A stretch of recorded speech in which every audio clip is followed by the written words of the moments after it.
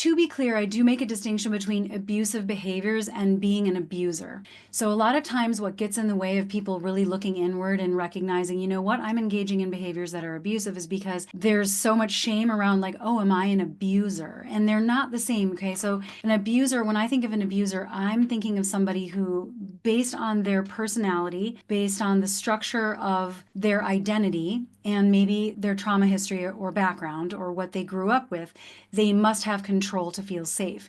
So they're essentially very insecure and scared and untrusting. And so they engage in the cycle of abuse in order to maintain control. And so it's a pervasive and very comprehensive behavior pattern that's very predictable. You've got four things. You've got the tension building. That's where you have a breakdown in communication. There's a sense of walking on eggshells. You're a little bit fearful. There's tensions building, right? And then you have the incident. Now, this is like where there's an outburst, a big fight, anger, blaming, threats, intimidation, yelling, that kind of thing.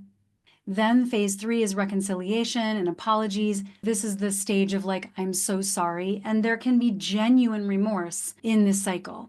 And then phase 4, there's the calm period. That's like the honeymoon phase. You've forgotten all about it. You're back to normal and things are great until the tensions start building again and the cycle goes round and round. Okay, so that's an abuser. That's a pattern of control. Whereas if we're talking about abusive behaviors, it's maybe an isolated incident or things that are recurring, but it's not so much an indication of the person's personality structure and their need for power and control.